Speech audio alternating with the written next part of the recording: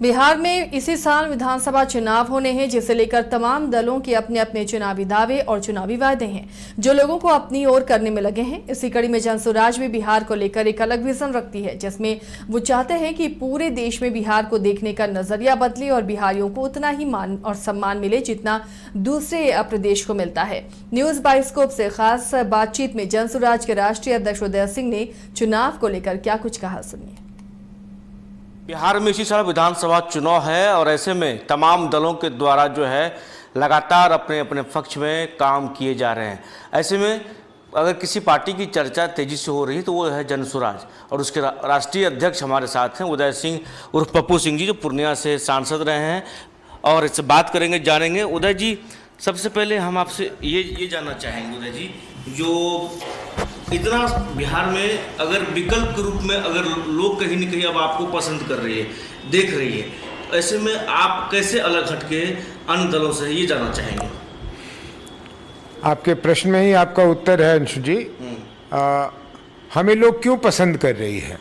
हमें लोग इसलिए पसंद कर रही है कि जो हम कह रहे हैं और जो खास करके प्रशांत किशोर जी गांव में जाकर कह रहे हैं, वो लोगों की ये समझ आ रहा है कि पिछले 30-35 साल से उन्होंने उन्हीं लोगों को अलग अलग वेशभूषा में चुना है, और जब एक ही चीज़ को आप बार बार चुनिए तो नतीजा तो वही मिलेगा, कोई अलग नतीजा तो मिलेगा नहीं।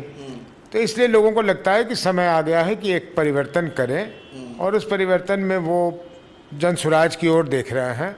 और जनसुराज किसी एक समूह की पार्टी नहीं है, ये पूरे बिहार के लोगों की पार्टी है।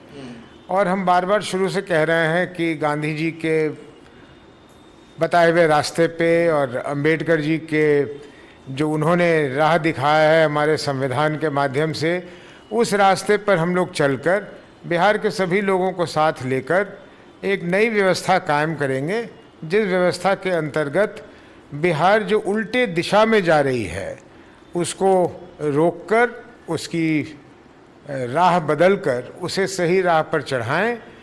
और जब सही राह पर चढ़ जाएगी तो इतने मेहनती लोग हैं कि शीघ्र अतिशीघ्र बिहार में बदलाव दिखने लगेगा। उदय जी, आप जब से राष्ट्रीय अध्यक्ष बने हैं, आपका नाम ही उदय है, मतलब ये समझ में आ रहा है जो अब जनसुराज का कहीं न कहीं उदय होगा बिहार में। हमारा सवाल है, जो आखिर मान लीजिए विकल्प के रूप में जनता आपको देखे, आपने कहा जो हमें तमाम तरह से आपने बताया जो देखना चाहिए, लेकिन एक सवाल है जो ये तमाम लोग भी कहते हैं, बीजेपी के ऊपर आप लोग सॉफ्ट कॉर्नर रहते थे। क्या बीजेपी की जो बी टीम वाली बात है वो कितना सत्य है?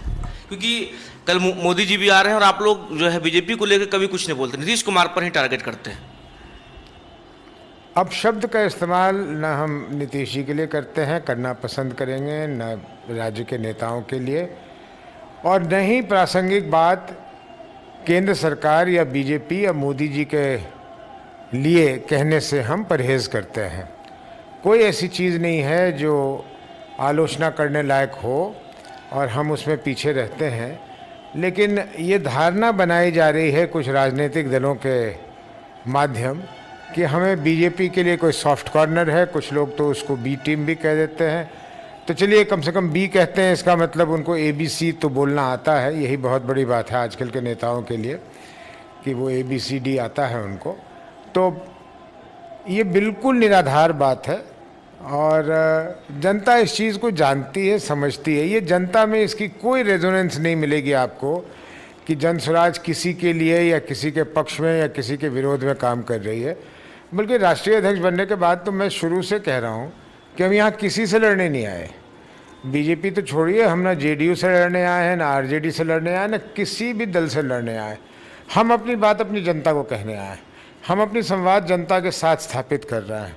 जनता को भरोसा होगा हम पर, जनता अपना आशीर्वाद देगी, और जनसुराज के साथ मिलकर जनता अपने लिए एक अच्छी सरकार बनाएगी।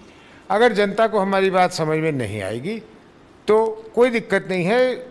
जनसुराज इसी लगन के साथ, इसी मेहनत के साथ बिहार में काम करती रहेगी तब तक जब तक बिहार में परिवर्तन नहीं हो जाता। अच्छा, एक सवाल, अभी भी देश में देखा जाए तो जातिगत जनगणना में ही लोग उलझे हुए हैं, लोग कास्टिज्म में ही उलझे हुए हैं। आप क्या देखते हैं, क्या ये सब चीज़ों का अब समय है, या फिर अब लोगों को रोजगार का समय है, या लोगों को डेवलपमेंट जोड़ने का समय है, क्या ये भी चीज़ें चलनी चाहिए? देखिए, दोनों में कोई बहुत ज़्यादा कॉन्ट्रडिक्शन नहीं है। अगर जातीय जनगणना लोग चाहते हैं तो उसको हो जाने में कोई दिक्कत नहीं है। जातीय जनगणना से दो चीज़ें नहीं होनी चाहिए। एक तो समाज के किसी तबके को, चाहे वो अग्री जाति के लोग हों या कोई भी लोग हों, उनको ये नहीं लगना चाहिए कि उनको छोड़ा जा रहा है, उनको भी सम्मिलित किया जा रहा है। विकास में या हिस्सेदारी में उनका भी ध्यान रखा जाएगा, पहली बात। और दूसरी बात, जातीय जनगणना आखिर तो समाज का ही हो रहा है, और अगर रोज़गार का पैदावार होगा या नौकरियां बढ़ेंगी या अवसर बढ़ेंगे, तो अगर उनको उनके हिस्से के अनुसार भी दे दिया जाए, मेरा तो मानना है कि किसी को दे दीजिए, लेकिन साल में अगर आप 5-10 करोड़ रोज़गार की व्यवस्था कर देते हैं तो देशवासियों को ही वो 10 करोड़ नौकरी मिलेगी ना। कोई हम विदेश से लोगों को तो ला के वो रोज़गार वो नहीं दे देंगे। किसको दे देते हैं? ये जो उस राजनीति को करना चाहते हैं वो करें कि इस जाति को मिलेगा, उस जाति को मिलेगा। जिस जाति को देनी है दीजिए, एक तो किसी को छोड़िए मत। और मेरा इशारा अग्री जातियों की तरफ है कि उनको हमेशा ऐसा लगता है कि ये जितनी चीज़ें होती हैं ये इनके खिलाफ होता है, और ये जानबूझ के राजनीतिक दल ऐसा इंप्रेशन देना भी चाहते हैं अपने वोट बैंक के लिए। जन स्वराज की ऐसी सोच नहीं है। जन स्वराज की सोच है कि अग्री जाति भी हमारे लिए उतना ही महत्वपूर्ण है जितना पिछड़ी जाति या अति पिछड़ी जाति या कोई भी। हक किसी का छीनकर किसी को दे देना ये न्याय संगत बात नहीं है।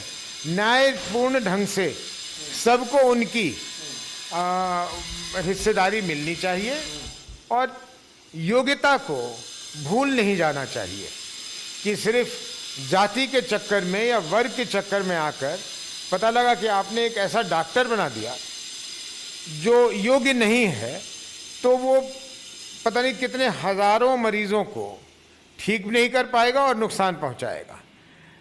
एक हवाई जहाज़ का पायलट किसी जाति का हो, अग्री जाति का हो या पिछड़ी जाति का हो, अगर वो योग्य नहीं है तो हवाई जहाज़ की दुर्घटना करवा सकता है। इसलिए योग्यता को ध्यान में रखकर, जाति को ध्यान में रखकर अगर कोई चीज़ की जाए तो वो न्याय संगत बात होगी, इसमें कोई बुराई नहीं है। आपने पूछा कि जन स्वराज का इसमें क्या ख्याल है। देखिए, जातीयता या जातिगत राजनीति एक सच्चाई है, और जन स्वराज आसमान से नहीं टपकी। इसी समाज से ही जन स्वराज के भी विचारधारा को आगे बढ़ाया जा रहा है। तो हमारा मानना है कि हर जाति में अच्छे लोग हैं। हम तो कह रहे हैं सही सोच सही लोग, हम तो नहीं कह रहे कि इस जाति के लोग। अगर किसी कारणवश किसी जगह एक जनप्रतिनिधि किसी एक जाति का होना चाहिए, तो हम उस जाति में से सबसे अच्छे व्यक्ति को ढूंढ के निकालेंगे और उसको लड़वाएंगे चुनाव। इसमें हमें कोई परेशानी नहीं है। तो एक दूसरे में, जैसा मैंने कहा, कोई कॉन्ट्रडिक्शन नहीं है कि अगर ये तो वो नहीं और वो तो ये नहीं, ऐसा नहीं है। जाति आधारित राजनीति में भी जन स्वराज का सोच अलग है। योग्यता, सुचिता, अच्छी सोच के लोग, अच्छा जो नियत रखते हैं वो लोग, जिस भी जाति के हों, स्वागत है, उसमें तो कोई दिक्कत ही नहीं। उदय जी ये बताइए, जो चुनाव लड़ेंगे आप लोग, तो अभी तो अकेले लड़ने का प्लानिंग है, एक तो ये हो गया। अगर जितनी भी सीटें आती, जो भी सीटें आती, तो क्या माइंडसेट क्या होगा, किसके तरफ जुड़ेंगे, किससे अलायंस रहेंगे, या फिर अकेले रहेंगे? ये भविष्य की बातें क्यों करें, लेकिन हमने पहले कह दिया, और मैंने तो राष्ट्रीय अध्यक्ष के तौर पे कह दिया कि हम गठबंधन को ठगबंधन मानते हैं। ये लोगों को ठगने का तरीका है, और कि आप चुनाव के पहले इकट्ठे हो जाएं, कुछ सीटों का बंटवारा कर लें और किसी तरह आप सत्ता में आ जाएं और फिर लड़ाई लड़ें और मलाई खाएं, और जनता फिर 5 वर्ष टुकटुकी लगाए देखेगी। तो हम लोग गठबंधन में विश्वास नहीं करते। हम लोगों ने कहा है कि हम 243 सीटों पे लड़ेंगे तो लड़ेंगे। बहुत सारे ऐसे दल हैं जिनकी सोच हमसे मिलती है, जैसे आरसीपी सिंह जी की आस्था थी, उनका सोच हमारे साथ मिला। मैं उनका आभार प्रकट करता हूँ कि वो हमारे दल के साथ आके उन्होंने विलय कर लिया। अब उनकी पार्टी हमारी पार्टी एक ही है, अब हम लोग साथ चलेंगे, साथ लड़ेंगे।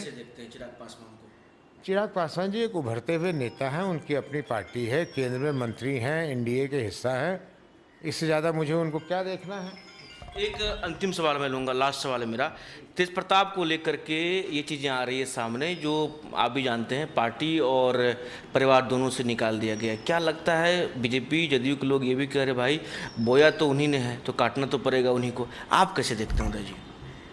अंशु जी, इस पे टिप्पणी करना हम लोगों के लिए शर्मिंदगी की बात है। ये उनका पारिवारिक मामला है, किस बच्चे ने क्या किया, किस पिता को क्या दुख पहुंचा, किस पिता ने क्या उस पर कदम उठाया, इस पे मेरा या किसी का बोलना ये बिल्कुल अप्रासंगिक है। इसकी बिल्कुल आवश्यकता नहीं है। राजनीतिक क्षेत्र से क्या जुड़ता है? ये राजनीतिक क्षेत्र से जुड़ता है कि उन्होंने अपने एक बच्चे को पार्टी से निकाल दिया, लेकिन पार्टी भी उन्हीं की है। ये तो परिवारवाद वाली पार्टी है। और किसके लिए कर रहे हैं लालू जी? ये आरजेडी की बनावट किसके लिए है कि तेजस्वी जी मुख्यमंत्री बने? वो ये तो नहीं कह रहे कि कोई अगर यादव की ही राजनीति करनी है तो ऐसा तो है नहीं कि इतने बड़े बिहार में एक ही योग्य यादव हैं, तो वो कह दे कि तेजस्वी जी भी उस रेस में हैं, लेकिन अमुक अमुक व्यक्ति भी इस रेस में हैं मुख्यमंत्री बनने के लिए, यादव ही क्यों न है। तो चलिए हम मान लेंगे कि वो एक जाति की राजनीति करते हैं। जाति की भी राजनीति नहीं करे, परिवार की राजनीति कर रहे हैं। अब उस परिवार में कोई क्लेश है या नहीं है, कोई परेशानी है या नहीं है, इस पे मैं टिप्पणी करना उचित नहीं समझता। चलिए, तो हमारे साथ जन स्वराज के राष्ट्रीय अध्यक्ष उदय सिंह थे, बात कर रहे थे, क्या कुछ कहा वो भी आपने सुना। सहयोग हीरा के साथ अनुसूचा न्यूज बैसेस को पटना।